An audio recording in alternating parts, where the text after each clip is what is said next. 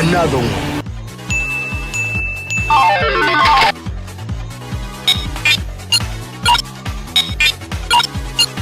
Sir, showtime!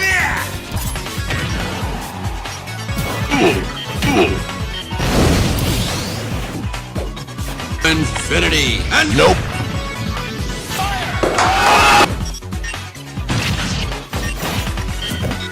Another one. Another one.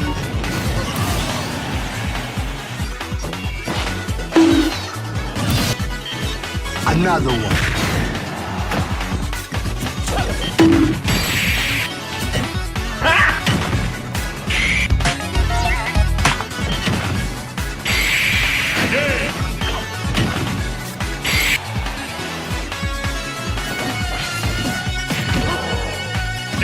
Mr. Game & Watch. Fromage.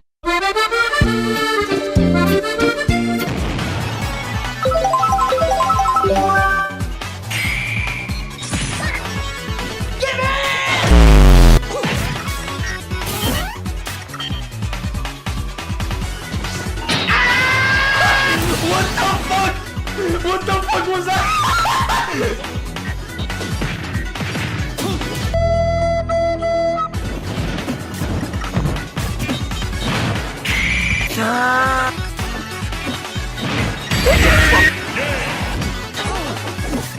Bruh. Go! Time to stop! Time to stop! Stop! Half time! Go! It is said at the game. Hands in the air. This is it. When the game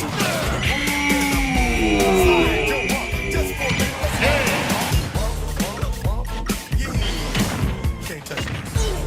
Do it again. One more time. You better get hype. Another one. Break it down.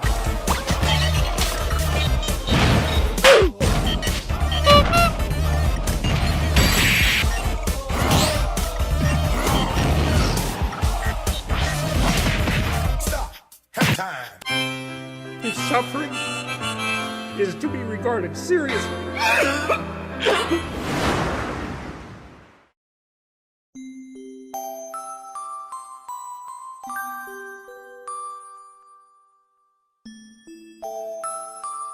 Stop crying, my little boy. I blessed you with the power of no lag. Spam smash attacks and special attacks like a retard, and you will win every match. Use this knowledge in your benefit. Destroy that news.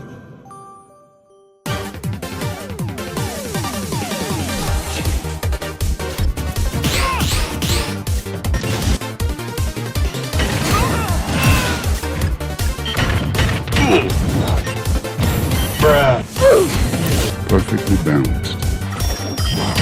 No! God! Dumb bitch.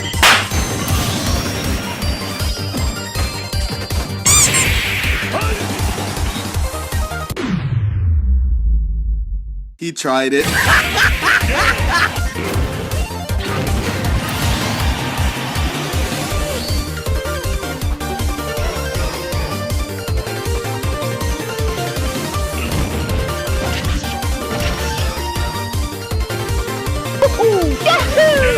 Really, nigga?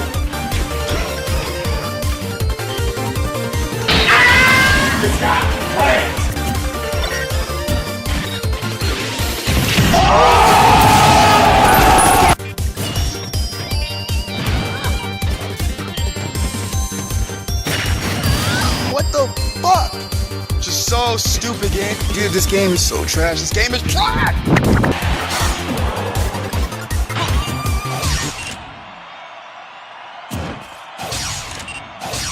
Nigga, what the fuck?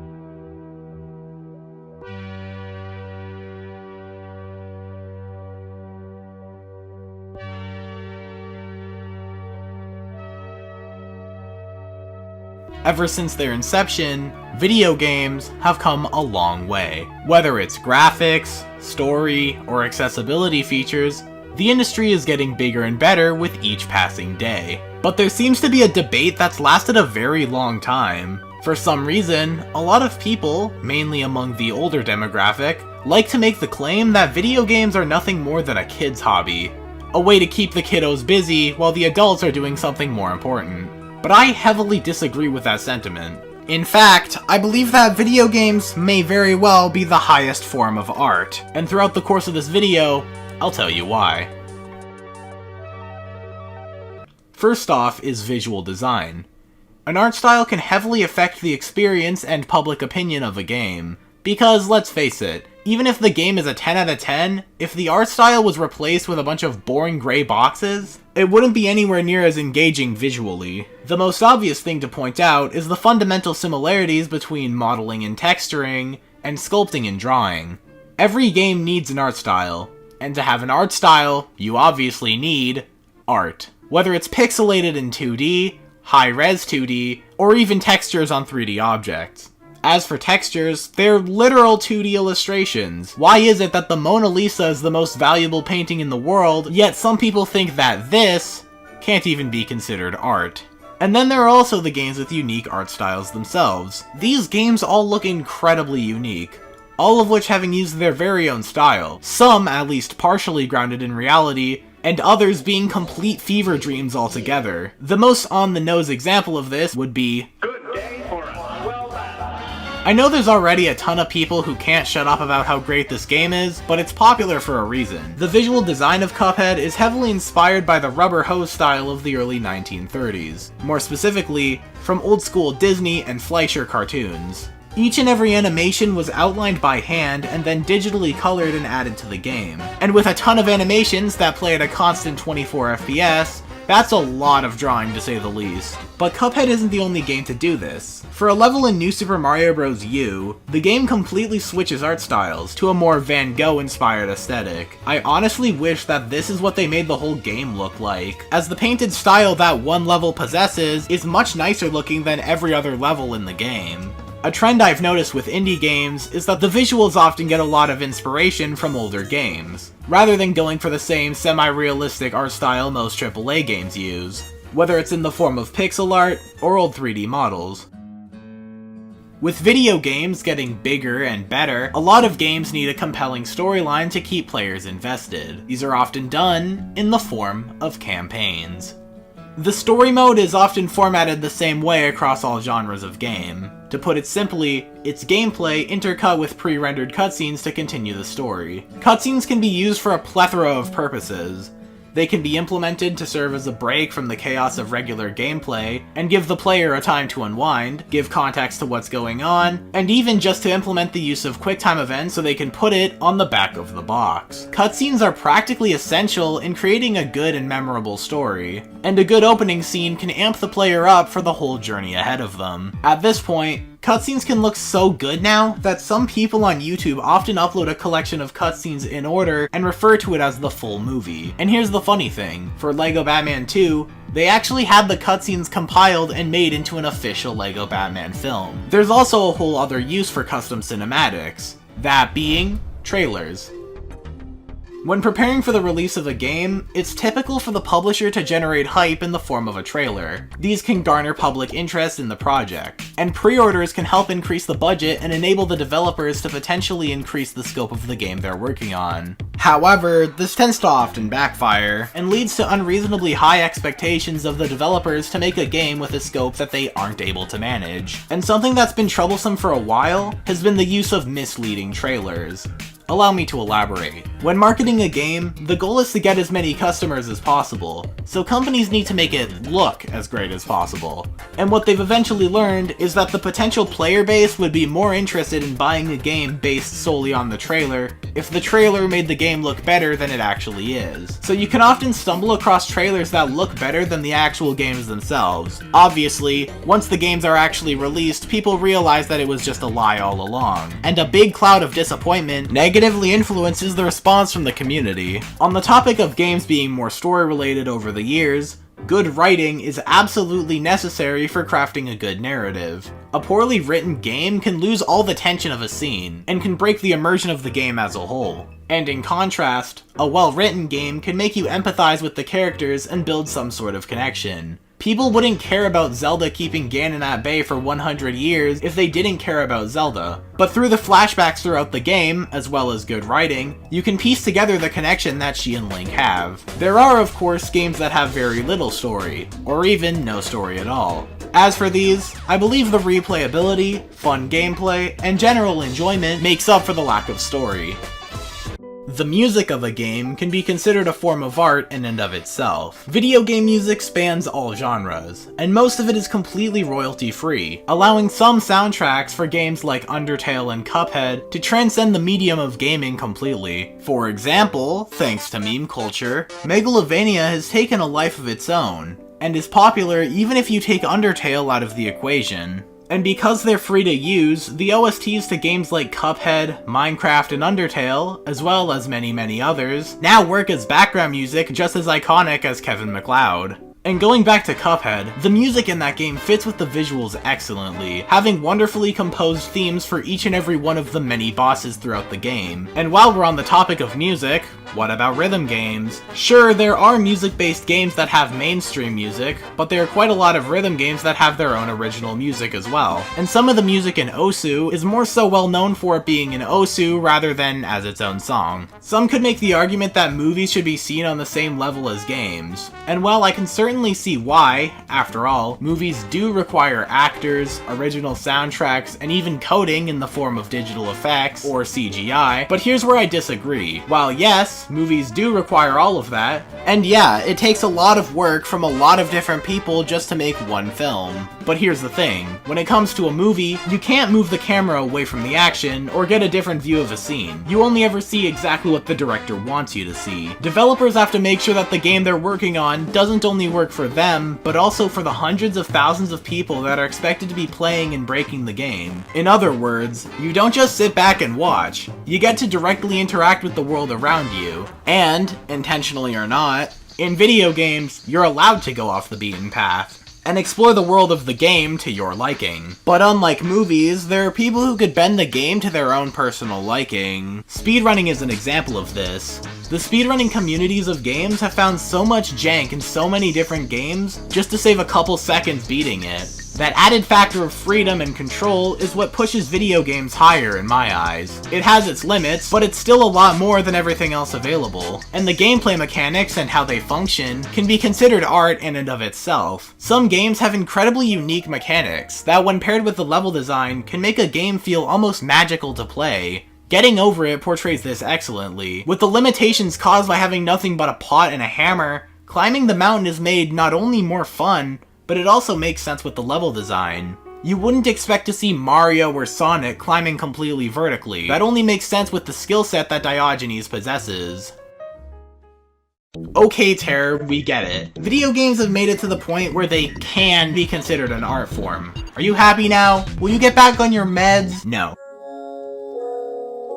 I'm not just saying that video games are an art form. Video games have always been art, but I feel like many people need to acknowledge that video games are the culmination of every other form of art. They can contain the content of a movie, a soundtrack on par with an album, and a story as good as a novel, as well as being interactable, with each and every player getting a unique experience that they can call their own. But at the end of the day, art is subjective, so what I deem as the best form of art is free to vary from yours. But I'll leave you with this. Video games are made up of several other art forms to create one finished piece.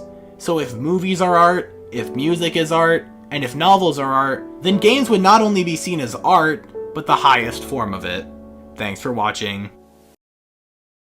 Gravity Falls is a place that specializes in the weird and unusual, and that includes demons, ghosts, and gnomes out to steal brides. But of these malicious villains, who is the most evil? You know that cow couches made from living human skin? Hey guys, I'm Brad with Wicked Binge, and this is Gravity Falls Villains, Evil to Most Evil. For this list, we'll be covering the characters who we think rise above the rest and have earned the title of villain. That means we have some criteria for them to meet. First, they have to have either threatened to do harm or have harmed a significant number of people and/or one of the main cast. They also have to be present in the show enough for us to make a judgment call on them, so they have to be a focus for at least one episode. If I win, I eat their brains. And finally, if a character was working for the greater good in the end, or they were redeemed through some great action, they will either be low on this ranking or be freed of the title of evil completely. Alright, let's begin. Taking our gold medal as least evil, we have Ma and Pa Duskerton, the specters that haunt the old convenience store dusk to dawn.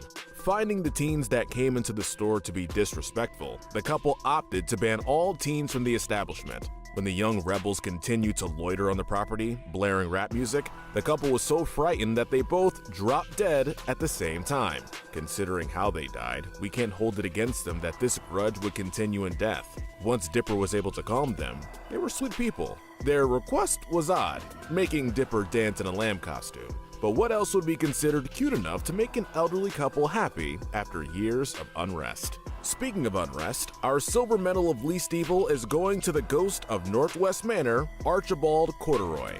Once a lumberjack that worked for the Northwest family, he had been one of the many to agree to clear trees and build a manor in exchange for attending a party. However, once the mansion was completed, the Northwest family refused to let any of the townspeople in. With a slowly growing storm and the forest carelessly cleared away, the townspeople are swept away in a mudslide. In death, Archibald haunts the Northwest Mansion every year and states that he'll only stop once the promise of Preston's ancestor is kept. A Northwest must open the party gates. We dock him points for the methods he used to get his point across and the extent Archibald resorted to. Seeing Dipper turned into wood was traumatizing for many young viewers. We don't feel right about ranking Archibald lower since he lost his life due to the family's request and actions. After years of lingering between the living and the dead, driven by revenge, it isn't shocking that he would go off the deep end to make his intent clear. In the end, Archibald was given peace through a young girl and her refusal to continue her family's poor legacy. The bronze medal of least evil is Pacifica Northwest. As mentioned in the previous listing, Pacifica has had redeeming moments that have given her a higher spot. Pacifica was raised in a home that set unfair standards. Her parents always expected her to succeed and demanded perfection.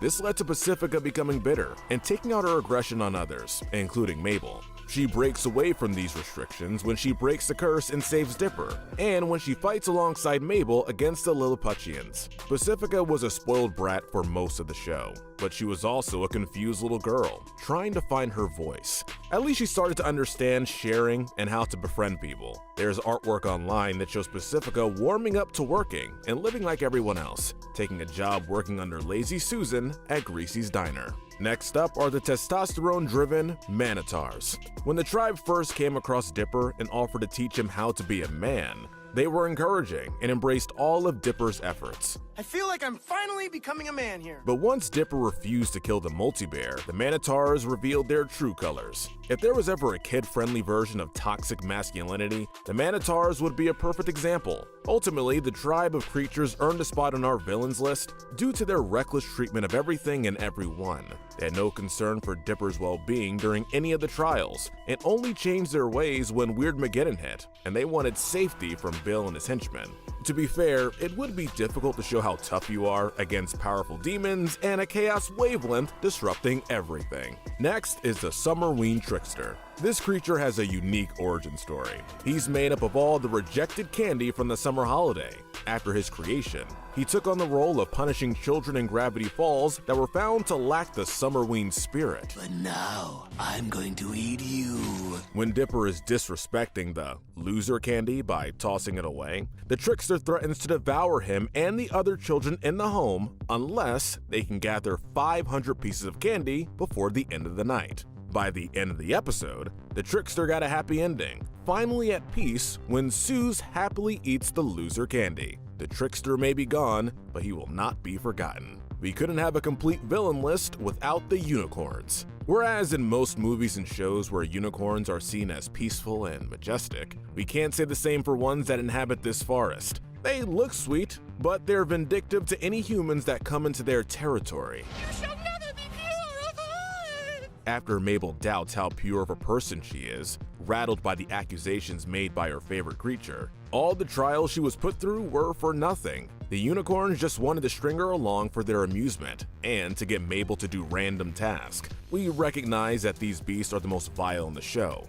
mainly keeping to themselves, but they earn a low spot for having zero redemption. Next is the corrupt car salesman, Bud Gleeful. In a lot of ways, Bud is one of the scariest people on the show. He got everyone to believe that he was the nice neighbor and considerate businessman he claimed he was. But behind closed doors, there's suspected abuse towards his trust wife, little to no parenting given to his son Gideon, and shady practices. Bud was willing to purchase Mabel like she was a piece of property, so he didn't have to be in competition with the Mystery Shack anymore. He attempted to rise into power once the position of mayor was available, and he participated in creating spy equipment so his son would be believed as a psychic, and allowed Gideon to face the punishment for it alone. Bud proved himself to be a horrible husband and father, and more than deserving of being labeled a villain. Next is the Lilliputians. What began as a petty rivalry to prove which clan was superior turned into an all-out war on the mini golf course. The Lilliputians had warped priorities and were only able to see eye to eye when it came to a cheap sticker they wanted to take from Mabel. Get the girl! Slice her open! They didn't care about reconciliation or bettering themselves. They only wanted to prove who among their people was the best, and were willing to gut a child in order to have physical proof of their title. Next is the local pest, gnomes. These guys must think Warm Bodies is the most romantic movie of all time. But that isn't what landed them on our list of most evil. The gnomes were a lot like the Lilliputians, in the sense that they were driven to accomplish one thing and one thing only. In the gnomes' case, it was to attain a queen for their people. You have no idea what we're capable of. Even if it was by dishonest or violent means. These little monsters needed a lesson in consent and deserved all the kicking around they received between being beaten with shovels to almost being eaten during Weirdmageddon. Next is Probabilitor the Annoying. A wizard from the game Dungeons, Dungeons, and More Dungeons, he faces off with Stan and Mabel after being summoned into reality.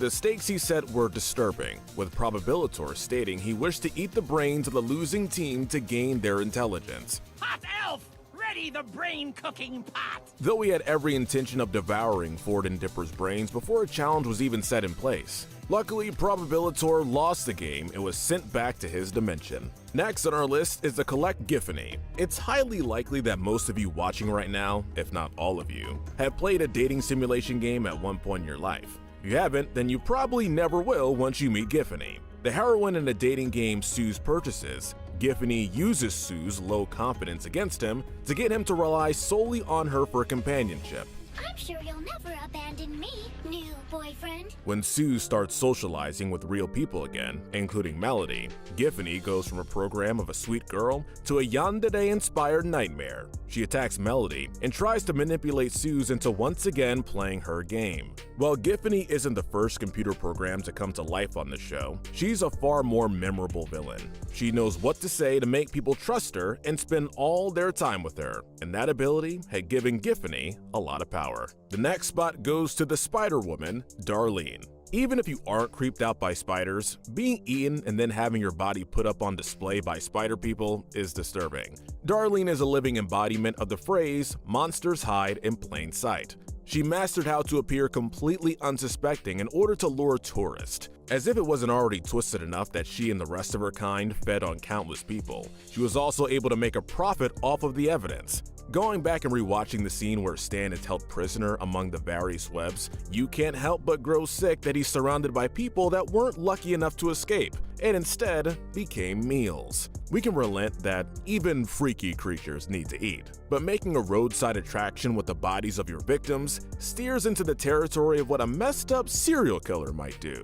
Sometimes it's so hard to believe that this was a kid's show. My only weakness a giant boot! The bronze medal of evil goes to Gideon Gleeful. Gideon was not given the best childhood. We already discussed how his father threw him into show business and probably created a home of abuse based on how Mrs. Gleeful behaved. But while that explains Gideon's spoiled attitude, it doesn't cover all of his actions. Gideon was used to getting things his way, not just because he was seen as a cute and innocent kid, but because he thrived in the spotlight as being an all-knowing psychic, even if it was fake. From rising up in power in prison, to controlling surveillance equipment to keep his act going, to breaking and entering the Mystery Shack more than a few times, Gideon loved controlling everything. The obsession reached the point where he couldn't handle Mabel rejecting him, so he tried to eliminate Dipper and buy Mabel off. When that didn't work, Gideon was able to be directed by Bill to guard Mabel as she was being imprisoned, convinced that she could be forced to love him. And of course, we can't forget that Gideon made it possible for Bill to wander around Gravity Falls again, because he wanted the combination to stand safe to steal the deed. The Mystery Shack belongs to me! It resulted in Stan having to struggle to provide for his niece and nephew while the shack was in Gideon's care. For claiming to love Mabel, Gideon did not do well expressing any concern for her or her family's well-being. So, why isn't he further on this list? Well, that's because of his actions towards the end of the series. After being confronted by Dipper and Wendy, Gideon had to make a tough decision: let Mabel be free and face Bill's wrath, or stay under Bill's control forever and hope Mabel would love him. Though it resulted in him being tormented endlessly by Bill as punishment for his betrayal, Gideon allowed Mabel to be freed by helping Dipper, and he told the twins how to free the residents of Gravity Falls from their fates as statues in Bill's throne. After the chaos ended, Gideon promised to turn over a new leaf by embracing being a child while he still could.